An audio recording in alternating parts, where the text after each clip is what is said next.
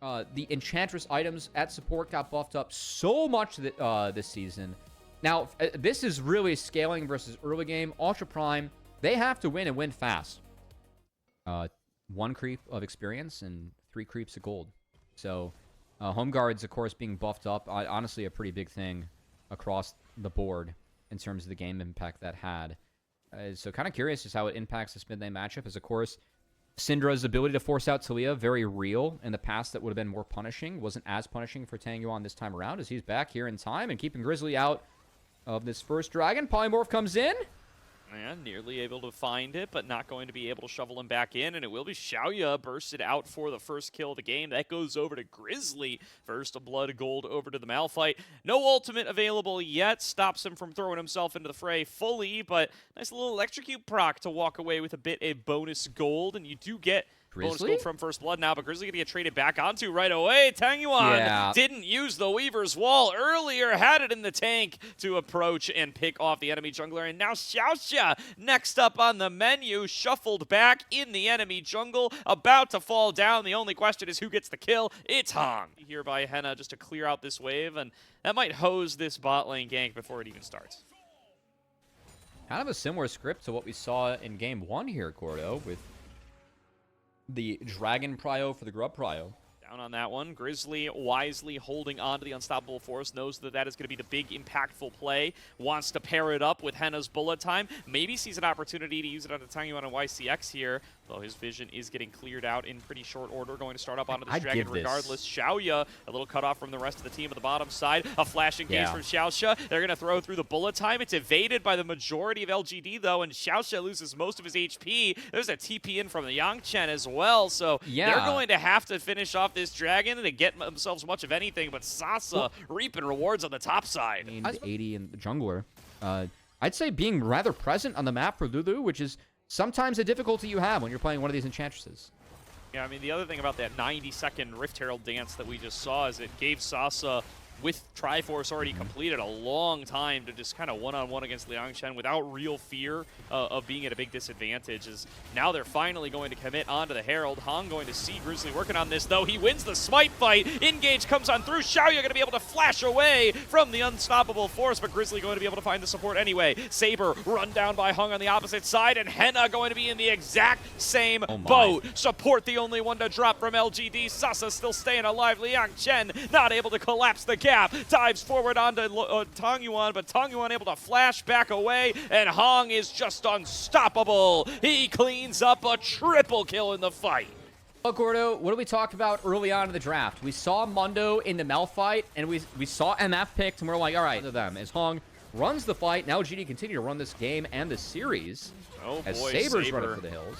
Yeah, he's running directly into Hong. He's going to end up dying to Sasa there. YCX chunked out on the opposite side. The Akshen TP's in. Ultra Prime decide we're fighting this one way or the other, and they like how it's going. Sasa knocked up in the air. He's going to drop. Hong trying to sustain through, popping the maximum dosage, but falls to Henna's damage regardless as Ultra Prime scrape back a few. I think a poor approach there from YCX in the fight really helped that go in the way of Ultra Prime on top of a good TP from Liang Chen, but that dragon was up while the whole skirmish was going on. LGD ignored it, but they're first back out on the map now with more tools in their inventory available as the ults are back up, and that dragon's going to be theirs. And no problem, no contest from Ultra Prime here. They're really just pleased that they were able to pick up the gold that they were in that topside skirmish. Will be taking an unfavorable fight. Grizzly waiting in fog. Could be so impactful with the Unstoppable Force if he's able to find the angle, but Sasa just rampaging in this top lane, going to be able to take that tower. Now going to get collapsed on by Hong, trying to fight his way out. Will eventually be forced to retreat. Tang Yuan going to get a knockback onto Saber for a little bit of damage as well, but finds himself face-to-face with Henna. He was there for nothing from Saber. And now they just get to kind of use the Mundo and the Lulu. They keep their health bar reasonably high. They poke out, and here comes the re-engage off the Plymorph. Goodbye, Grizzly. Goodbye, Grizzly. Found on his own Gromp. And it's just been clean play from LGD around these sorts of champions. And, you know, it's 2 games in a row where they've been able to just execute on scaling game plans with just the right amount of map pressure. And Ultra Prime just have not been able to piece together. For those at home that are not familiar, gives you health, ability haste, and then when you get below 30% max health, you get a big heal, bonus health, and also bonus armor and MR, which is great for Mundo. On top of... Oh, wait, hold on. Woo! Big layered engage from Grizzly and Xiaoxia with Henna's bullet time on top. But look at Hong. He's up there in the front line, but hammering away at Misfortune the whole fight long. And that's the only one who dies. Grizzly next on the menu, going to have to blast cone himself out to safety. Now Liang Chen playing front line for Saber, pushed back away by the rocks of Tangyuan. It's the Enchantress play from YCX, Gordo. Like, this Lulu, again, I talked about how I really feel like Enchantress got buffed. I thought it was more the itemization from Echoes and the Diadem, which is the tier item you can get now at support. Yeah. But YCX last year was really willing to play Enchantresses. Like, they played... what are the positives? You know, Gordo, this is your What are the first positives, look. Covey? This is your first look at some LPL regular season action. Anything you've been excited about so far? I know you were looking out for Tangyuan. This has been a nice debut for him.